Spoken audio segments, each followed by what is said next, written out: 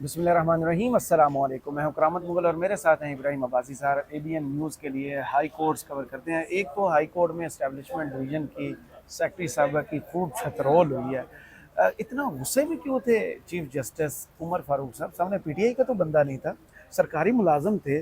Case सरकारी मुलाजम का ही था, इतना गुस्सा होने के लिए क्या बात थी? और दूसरा, इस्लामाबाद हाई कोर्ट में भी छुट्टियां होने जा रही हैं, तो इतने जो केसेस अहम चल रहे हैं, इलेक्शन ट्रिब्यूनल चल रहे हैं, दूसरा तौहीन अदालत वाला मुकदमा और बहुत सारे मुकदमा, तो इनका बनेगा क्या? क्योंकि काजी साहब ने यहाँ तो एक महीने के लिए गर्मी की छुट्टियों को तो आगे ले गए। बहुत बहुत शुक्रिया करामत साहब। देखें, जिस वक्त आज जो है वो हाई कोर्ट के अंदर चीफ जस्टिस साहब की अदालत का जो आगाज़ हुआ, आज तो तिलावत भी नहीं की गई। अच्छा। बाकी दिनों में होती रहती है तिलावत। आज जो लेट आए, तकरीबन 9:50 के ऊपर वो अदालत के अंदर आए, तो केसेस का आगाज़ हुआ। तो फिर एक यंग जो है वकील जो थे वो अदालत के सामने पेश हुए किसी केस के अंदर। तो उनकी सबसे पहले जो है वो सरजनश की गई। तो उसके बाद फिर वो एक रूटीन सी बन गई कि जो चीफ साहब थे वो गुस्से में आ गए। अच्छा। फिर एक केस आया जो है इस्टेब्लिशमेंट डिवीज़न के ख़िलाफ़ ऑफिसर्स हैं जो उनकी तरफ से दिया गया था। उसमें ये था कि BS 19 और 20 के अफसरान थे। तो उनका ये था कि जो इस्टेब्लिशमेंट डिवीज़न है, इसने मेरिट के ऊपर तकर्रियाँ जो है वो नहीं की। अच्छा। इसके ऊपर जो जॉइंट सेक्रेटरी थी खातून, वो जो है वो आई, आज अदालत के सामने पेश हुई। तो उस वक़्त जो है वकील साहब ने उनसे कहा कि आपके जो ऑफिसर्स हैं, आप उनसे तैयारी नहीं करवा के भेजते, उनको तो पता ही नहीं होता कि उनके फ़ाइल के अंदर क्या है। तो वो आगे अदालत के सामने खड़े हो जाते हैं। हम जिस वक़्त उनसे पूछते हैं कि हमें फ़लाँ चीज़ का जवाब दिया जाए किसी चीज़ का, तो वो आगे से चुप हो जाते हैं कि आप उनको बताते नहीं कि तैयारी करके आना है। वो कहते हैं जी हम माज़रत करते हैं आपसे। उन्होंने कहा माज़रत वाली बात नहीं है। अच्छा। आप मुझे ये बताएँ कि आपके दफ्तर की टाइमिंग क्या है? उन्होंने कहा सही। जी 8:30 से 4:30 बजे तक। वो कहते हैं मैं यकीन से कह सकता हूँ कि इस वक़्त भी आपका जो दफ्तर होगा वो खाली मिलेगा। 11:30 बजे से पहले कोई भी नहीं आता होगा। फिर वो मुस्कुराई। उन्होंने कहा कि चीफ साहब ने कहा कि आपकी मुस्कुराहट सारी बातें बता रही है कि आप जो टाइम के ऊपर भी नहीं आते। फिर उन्होंने कहा कि ये जो केस है, इस बारे से आप मुझे बताएं मैं क्या करूं? सेक्रेटरी एस्टेब्लिशमेंट भी इनको मैं बुला लूं? उन्होंने कहा नहीं, आपने उनको भी नहीं बुलाना, मैं जो है वो अगली दफ़ा हम तैयारी करके आएंगे, खुद जवाब देंगे। फिर हम्म। उन्होंने कहा अगर मैं जो एडिशनल अटॉर्नी जनरल थे, अटॉर्नी जनरल वहाँ पे खड़े थे, उनको कहा कि आप मुझे सजेस्ट करें कि अगर ये अगली समात के ऊपर इन्होंने जवाब सही ना दिया तो उनको मैं क्या सजा दूँ। जो सीनियर वकला साथ खड़े थे, उन्होंने कहा जी कि मेरे ख्याल से आखिरी मौका इनको आप दे दें। उन्होंने कहा अच्छा। ऐसा तो बात नहीं है, मैं सेक्रेटरी जो एस्टेब्लिशमेंट डिवीजन को बुला लेता हूँ, साथ कौन सा दूसरा सेक्रेटरी जो है मैं बुला लूँ। उन्होंने कहा जी दूसरा अगर इसके रेलिवेंट है वो कोई सेक्रेटरी तो नहीं है, चेयरमैन FBR है। हम्म। उन्होंने कहा फिर अगर मैं चेयरमैन FBR को बुला लूँ, वो तो इस वक्त बजट की तैयारी में मसरूफ होंगे, बजट बना रहे होंगे। बजट तो IMF दे रहा है, उनको तैयारी क्या करनी है? वो ताल्लुकात तो होते हैं, ज़रा मजबूरी है बजट के उनके IMF के मुताबिक बनाने। फिर उन्होंने कहा कि अगर मैं तंजिया या मजाक पे उन्होंने कहा कि अगर मैं चेयरमैन FBR को बुला लूँ, वो कहीं जाके IMF के जोर पे आके हमारी तनख्वाहें ना कम कर दी है, पता चले जी 50% उन्होंने इस्लामाबाद हाई कोर्ट के जजेस की तनख्वाह ही कम कर दी है। अच्छा। ये बात उन्होंने की। फिर इस तरीके से उन्होंने गुस्सा किया। जो पिटिशनर की जो दरख्वास्त थी वो बड़ी हैरत अंगेज थी। पिटिशनर ने कहा कि उनके जो वकील थे, उन्होंने कहा जी हम 2000 तकरीबन 2-3 साल पहले से मैं जो मेरा क्लाइंट है वो कोयटा के अंदर BS 20 का मुलाजम है और वहाँ पे तैनात है। उसको तकर्री इस वजह से नहीं दी गई कि वो ये कहा गया एस्टेब्लिशमेंट डिवीजन की जानिब से आप कॉम्पिटेंट नहीं है, अच्छा। आप अहल नहीं है। तो लिहाजा मेरी ये दरख्वास्त है अदालत से कि वो एस्टेब्लिशमेंट डिवीजन को ये कहे कि ये रिपोर्ट तो एक पेश करे जो उनका ट्रेनिंग का या पूरा जो रिपोर्ट बनती है पूरे कैरियर की, एक तो वो अदालत में पेश की जाए और दूसरी उन अफसरान की रिपोर्ट भी अदालत में पेश की जाए, कंपैरिजन किया जाए कि जिनको तकर्रियाँ दी गई हैं अच्छा। उनकी क्या पोजीशन थी, जिनको उनसे पहले बेहतर समझकर एस्टेब्लिशमेंट डिवीजन ने प्रमोट किया, और ये जो बाकी अफसरान हैं इनको जो है प्रमोशन इस वजह से नहीं दी गई क्योंकि ये कॉम्पिटेंट नहीं है। सही। तो ये वाला जो मामला इसका ये तकरीबन इस जुम्मे तक खत्म लेके कहाँ गए। पर जाके हुआ? ये खत्म इस वजह जहाँ पे हुआ जो आप जो अगली रिपोर्ट जो है वो दोनों लेके आएंगे। अगर रिपोर्ट नहीं आएगी तो फिर जो है वो सख्त जो है वो अदालती कार्रवाई भी हो सकती है। और साथ ये भी कहा अदालत ने कि अगला जुमे का वक्त में कोई काम नहीं होगा जुमे वाले दिन, इसलिए हम आपको जो 18-19 दरखास्त गुजार हैं उनको भी सुनेंगे। फिर इस्टेब्लिशमेंट डिवीजन के जो अफसरान होंगे वो भी जाती तरीके से जो मुख्तलिफ डिवीजन हैं उनके अंदर हाँ वो हाँ। आगे अदालत को बताएंगे कि उनकी जो कार्रवाई है, उनकी जो रिपोर्ट है वो तैयार हुई है। अगर तैयार सही। हुई है तो वो अदालत के सामने पेश करें। अब सही। अदालत के जो बाकी चीफ जस्टिस के अलावा दीगर जजेज मियाँ गुल हसन औरंगजेब हैं, तारिक महमूद जहांगीरी हैं, जस्टिस बाबर सत्तार हैं, ये जो जजेज हैं ये गिलगित गए हुए हैं अपनी किसी कॉन्फ्रेंस की वजह से। अच्छा।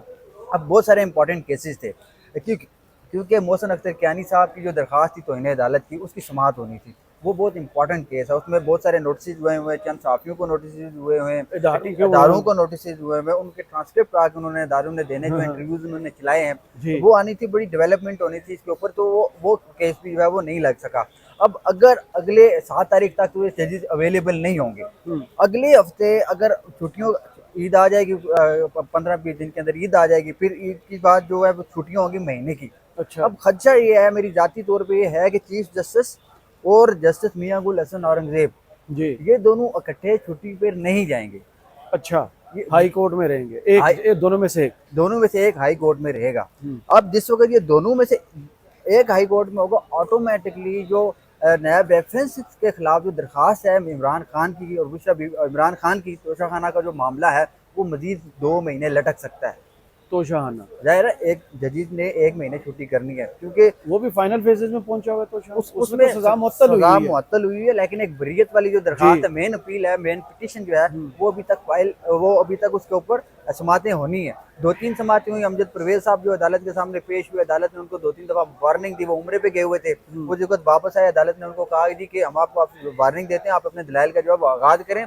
फिर पीटीआई के वकला की तरफ से ये कहा गया, क्योंकि साइफर का केस है वो भी साथ साथ चल रहा है, हमारी ये इस्तदा है कि अलग में बरियत तो हो गई है। शुरू में ये हुआ था दोनों इकट्ठी लगी थी एक ही दिन, उन्होंने कहा था कि हम इसको ऐसा करते हैं, पहले एक केस को सुन लेते हैं फिर दूसरे केस को सुनते हैं। पीटीआई की तरफ से ये कहा गया कि आप पहले जो है वो साइफर केस को सुने, तो दूसरा जो तोशाखाना वाला रेफरेंस था उसको हम बाद में जो है वो देख लेंगे। सही। तो उसके ऊपर ये हुआ कि जिस वक्त अमजद परवेज साहब उसकी तारीखें 2 लगी, अमजद परवेज साहब ने आके खुद ही बता दिया कि मेरी राय के मुताबिक इसके जो सजा है इसको मतली बनती है, लिहाजा आप इसको मुअत्तल करते हैं। जिसके बाद पीटीआई ने इसको मुनासिब समझा के चलें सजा मुअत्तल होगी, इसको हम देख लेंगे बाद में। अब ये वो वाला केस भी खर्चा है कि अगर छुट्टियों पे चले गए तो वो भी डिले पे चला जाएगा। सही। तो सबसे अहम चीज़ जो इलेक्शन ट्रिब्यूनल वाला मामला, आपको पता है कि सबसे ज्यादा तवज्जो इस वक्त जो इस्लामाबाद हाई कोर्ट पर नजरें हैं वो इलेक्शन ट्रिब्यूनल्स के केसेस हैं। उस पर इलेक्शन कमीशन भी अब कूद पड़ा है, कोई मेरे ख्याल में जवाब तलब उन्होंने कोर्ट से कर लिया। तो क्या सिचुएशन इस वक्त जस्टिस तारिक महमूद जहांगीरी साहब के इलेक्शन ट्रिब्यूनल की है? देखिए इलेक्शन ट्रिब्यूनल जो है आज उसकी समाअत होनी थी NA 48 की, अब 47 की मादर के साथ, अब वो शोएब शाहीन बिल्कुल तारिक फजल चौधरी उनकी जो है समाअत होनी थी वो नहीं हुई, क्योंकि तारिक महमूद जहांगीरी साहब जो हैं वो गालिबन गिलगित हैं, किसी कॉन्फ्रेंस के अंदर गए हुए हैं। अच्छा, वो जज साहब नहीं थे? वो जज साहब नहीं थे। अब ये अगले हफ्ते तक चली गई है 11, 12, 13 को, क्योंकि ये एक की कल भी होनी थी, 46 की कल होनी थी, अब ये शिफ्ट हो गई है सारी अगले हफ्ते में। अब अगले हफ्ते तक कल इलेक्शन कमीशन की जो है वो समाअत है ट्रिब्यूनल के हवाले से, जो पिटीशन इन तीनों उम्मीदवारों ने दी हुई है उसके ऊपर कल क्या डेवलपमेंट होती है। अब बहुत सारे सवालात हैं, क्योंकि जिस तरह इलेक्शन कमीशन जो है, इलेक्शन कमीशन खुद एक किस्म की पार्टी है, वो जद में आया हुआ है इलेक्शन ट्रिब्यूनल के, कि आपने जो कंडक्ट करवाया है, आपके पास जो डॉक्यूमेंटेशन है वो ओरिजिनल है या जाली है। अब वहाँ पे अगर इलेक्शन कमीशन अपने आप कुछ उसको डिक्टेट करता है इलेक्शन ट्रिब्यूनल को, तो ये भी एक मुतनाज़ा सिस्टम, जो मुतनाज़ा हो जाएगी सारी प्रोसीडिंग। और दूसरी चीज़ ये कि जो उम्मीदवार हाई कोर्ट पीछे, इलेक्शन ट्रिब्यूनल पीछे हटेगा या इलेक्शन कमीशन पीछे हटेगा? दोनों में से पीछे किसके ने हटे? देखें पीछे तो इलेक्शन ट्रिब्यूनल पीछे हट नहीं सकता, क्योंकि वो जिस तरह आगे चला गया है वो हटे नहीं सकता। अगर इलेक्शन कमीशन कोई भी एक्टिविटी करता है, कोई भी रिस्पॉन्स करता है, कोई भी ऑर्डर करता है, वो ऑटोमेटिकली हाई कोर्ट के अंदर चैलेंज होगा। सही। अब सवाल ये है, दिलचस्प चीज ये है, अगर इलेक्शन कमीशन इख्तियारात इलेक्शन कमीशन के पास हाई कोर्ट के बराबर होते हैं, लेकिन हाई कोर्ट उसके ऊपर होती है। हाई कोर्ट उसके ऊपर होती है। दूसरी चीज क्या है, इलेक्शन कमीशन अगर देखें जो इलेक्शन एक्ट 2017 है उसका 151 जो उसका सेक्शन है, उसमें इलेक्शन ट्रिब्यूनल को तब्दील करने का जिक्र है जी। उसकी 3 शिक्के जो हैं उसके अंदर उसको तब्दील किया जा सकता है। अब सवाल यह है, इस्लामाबाद के इलेक्शन ट्रिब्यूनल एक है, डी नोटिफाई का जिक्र नहीं है कि इलेक्शन ट्रिब्यूनल इसको डी नोटिफाई करेगा, नया ट्रिब्यूनल बनाएगा। और उसके अंदर ये भी टोटल जज भी तो 8 ही हैं उधर। बिल्कुल। अब ट्रिब्यूनल अगर वो डी नोटिफाई करेगा, वो किस तरीके कार से करेगा, ये इलेक्शन कमीशन बेहतर जमता है, क्योंकि इलेक्शन एक्ट के अंदर इसका कोई जिक्र नहीं है। अब जो नया इलेक्शन ट्रिब्यूनल तब्दील अगर हो जाता है, अब वो प्रोसीडिंग वहीं से शुरू करेगा जहाँ से पहला ट्रिब्यूनल छोड़ के गया होगा। सही।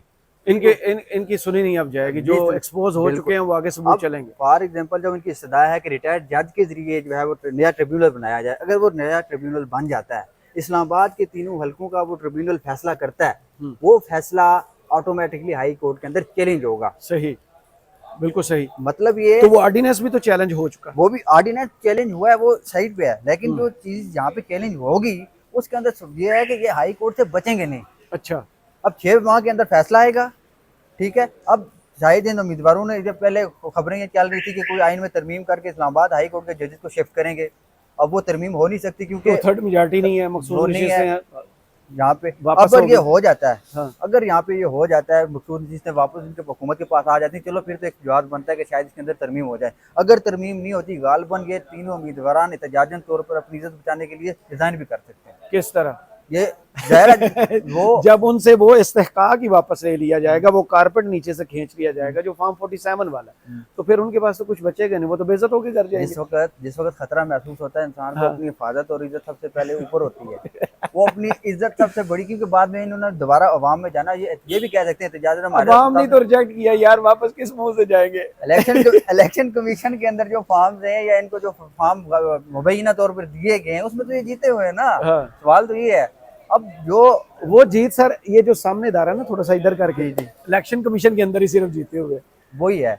अवाम में ना जीते हैं ना फॉर्म 45 पे जीते हैं, क्योंकि इन तीनों में से किसी ने फॉर्म 45 पेश किए वहाँ? नहीं, अब देखें, अंजुम वकील साहब पेश हुए इलेक्शन ट्रिब्यूनल के सामने। वहाँ पे इलेक्शन ट्रिब्यूनल के सामने जिस वक्त पहला दिन जो समाअत का था नोटिस के बाद, हाँ। उसमें भरा हुआ था कोर्ट रूम जी। उसमें जहांगीरी साहब कर रहे थे, यहाँ जी लिस्ट रखी हुई थी सामने उम्मीदवारों हाँ। की, अंजुम वकील नहीं है जी, वो शोएब शेन साहब जी, मैं शोएब शेन साहब वकला थे, फिर हाजिरी सच वाले सारे उधर थे, सारे वहाँ पे वो था। एक ही आपको पता था कि एक ही जो है अंजुम वकील साहब कल जब इलेक्शन कमीशन में पेश हुए हैं, वहां जाकर उन्होंने कहा देखिए हमें मौका नहीं दिया गया। वो शख्स खड़ा होकर कानूनी इदारे के सामने झूठ बोल रहा है, जिसको जब वहां बुलाया गया इलेक्शन ट्रिब्यूनल के सामने और वहां वो पेश नहीं हुआ, उनके हार उसको जुर्माने वहां पे हुए, वो शिकायत आगे इधर लगा रहे हैं। असल में देखें, वो ये कह रहे हैं कि मैं इस तरह महसूस हो रहा है जिस तरह हमारे साथ, हमारे ऊपर कोई क्रिमिनल कार्रवाई हो रही है। हाँ, अब ये वो तारिक फजल चौधरी साहब ने कहा। बिल्कुल, ये क्यों कह रहे हैं, वो इस वजह से कह रहे हैं। आगे जहांगीरी साहब ये कह रहे हैं कि अगर बयानी हल्फी झूठा होगा, गलत बयानी अगर आप करेंगे, कुरान पर हलफ लेंगे, वहां से बात शुरू होगी। बिल्कुल। तो दूसरी चीज उनका सख्त जुमला ये भी था कि अगर हुक्म अदूली की गई, अदालत को हुक्म ना माना गया, तो जो उम्मीदवार हैं उनको डी नोटिफाई भी हम कर सकते हैं। डी नोटिफाई किया गया, अगर झूठ बोलेंगे तो सीधा जेल क्रिमिनल प्रोसीडिंग होगी। जो आरोज है वो भी नहीं पेश हो रहे। फिर दूसरी चीज ये थी कि जो प्रिजाइडिंग, बात सिर्फ जो है आरओ तक नहीं है, प्रिजाइडिंग ऑफिसर तक भी है कि उनसे बोलेंगे, मिसाल के तौर पे 3 फॉर्म 45 रखे हुए हैं, ठीक है। अब तीनों के ऊपर एक ही स्टेशन के वो फॉर्म है, उसके ऊपर एक ही पोलिंग स्टेशन के, हाँ। पोलिंग स्टेशन एक ही प्रिजाइडिंग ऑफिसर के, उसके ऊपर साइन और अंगूठे होने जरूरी है। अब वो कह रहे हैं कि हम उनसे बयानी हल्फी लेंगे प्रिजाइडिंग ऑफिसर से, उसको अदालत में बुलाएंगे, उसको बोलेंगे कि किस फॉर्म के ऊपर आपका साइन और अंगूठा है, किसके ऊपर नहीं है, वहां से असली और नकली का अंदाजा या पता चल जाएगा। और उन सबको पता है सच क्या है, इसीलिए शिकायत लेकर अपने सेफ गार्ड करने वाले बंदे के पास धोती बांध के आए हुए हैं, अंदर पजामा भी पहना हुआ है। सही, बहुत शुक्रिया इब्राहिम अब्बासी, आपके वक्त का। कमेंट बॉक्स में जरूर बताइए वीडियो आपको कैसी लगी। इजाजत दीजिए, अल्लाह।